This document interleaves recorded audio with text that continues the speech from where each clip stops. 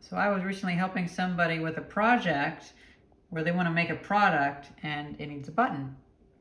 And while we're getting the circuitry figured out, I needed to hold the button down, otherwise I would just be fumbling for it. And I thought, well, you know what? I should do a proper job and make a button holder.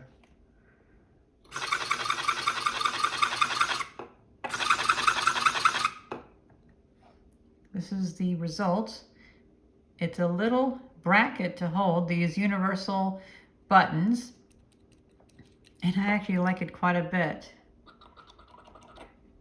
But here's the thing.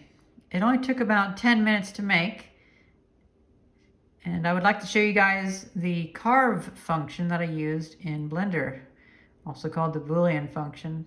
The file's already up on Thingiverse, but I would like to show you how to recreate something like this because it actually had a really quick workflow. Okay, so we add a cylinder, and the threads on the device are 7 millimeters wide, so I'm going to scale until it's about 7 millimeters wide. I'm going to go a tick over just out of feel and scale this up. Now we're going to set this off to the side because we're actually going to be using like a method of subtracting objects. So add cube GZ1 to make it level on the ground here.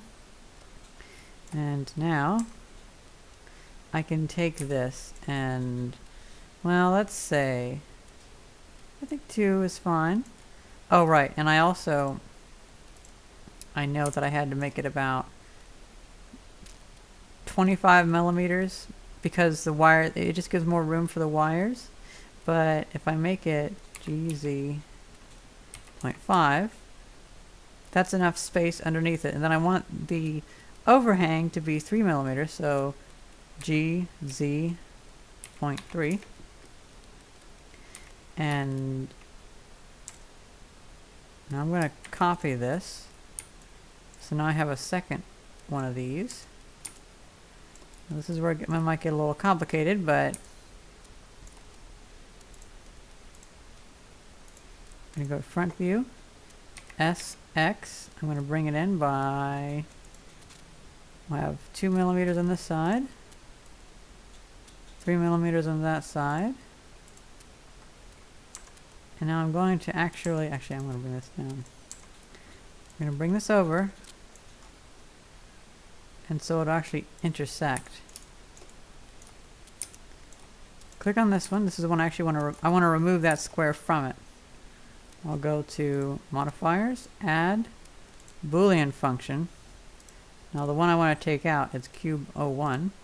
I'll go to cube. The Boolean function will select cube01.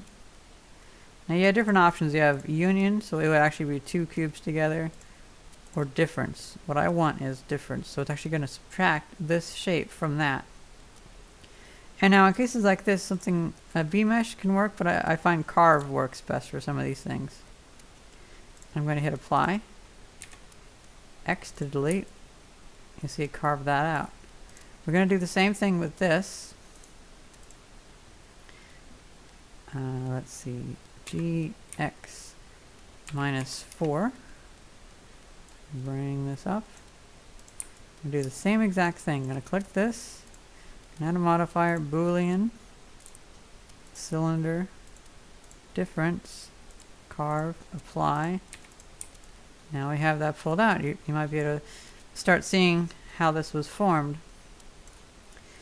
Now, in order to get that curve on the side, I'm going to add a cylinder, RX90, S.5 to make it half as big.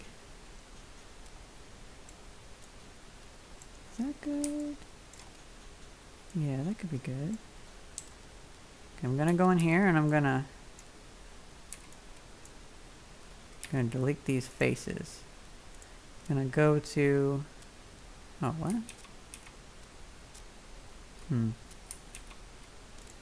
I guess I wasn't selecting all the things.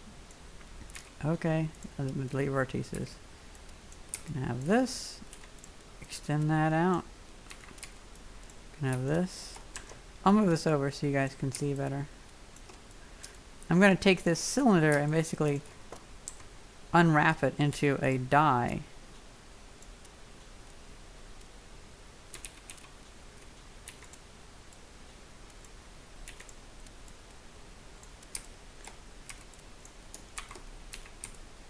Then hit Z to go to wireframe mode. Turn that into a face. Turn that into a face.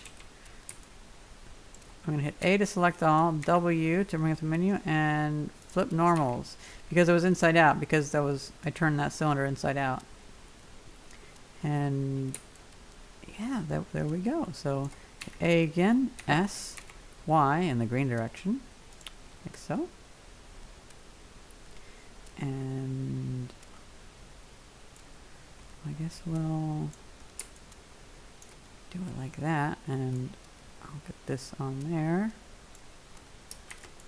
And I hit Shift D to copy and paste it, to duplicate it. Mesh, mirror in the X direction. And I'm going to bring that over here. Okay, so we now have these two dies. Oh, you know what? I just realized. You can notice this looks different. The faces are inside out. So I'm going to have this selected, hit W, flip normals. Okay, so it reversed that whenever I mirrored it. It makes sense.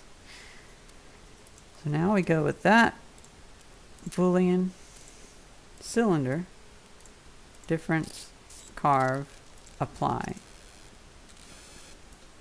And now we're starting to see some of the curves coming in. And this isn't too thin over here. That's nice. That's nice. Then we have RZ90.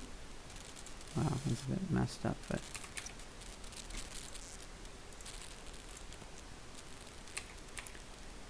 I'm using the G command to move things around. Okay, and I think we're ready to double dip again. Clicking on the main piece, add modifier. Oh, whoops, not build, no. Add modifier, Boolean, cylinder, difference, carve, apply. And now I can just get rid of this. So now we have that. And it is a little bit different than the one I made. The one I made I actually spent more time on. What I did was also this. GZ.3, extend GZ minus 0.2. And let's see, I took this out by GY minus 0.2. Let's go to the front. GX 0.2. GX minus 0.2. And then E to extrude, GZ minus 0.1. And that's how I made that. Just taking it and flipping it R180. And now here's one trick. For me, I have C as centering to the cursor. So I just hit C, and Shift C always centers the cursor down there. So no matter where the cursor is, no matter where I am, I can hit C to go to the cursor, but I can hit Shift C to bring the cursor there, then C to center on the cursor. And I can always go zoom all the way in. So I'm going to get GZ, GZ, GZ, GZ. I like to have parts that are automatically on the 0 line. Whoa! Oops. Going too fast now. So whenever I print it, it doesn't even need to be put onto the bed. That's really great for having multiple parts. But there we go. There we have this little thing made very quickly with the Blender Boolean function. I really love that function. Haven't used it until the past year, but it's revolutionized my workflow. So that's how I made this little button holder in only about 15 minutes. And I hope this can go on to being a quick solution any of you can go pull up. And hopefully a few of you also get to see this video and learn how to use the Boolean functions to make something really fast.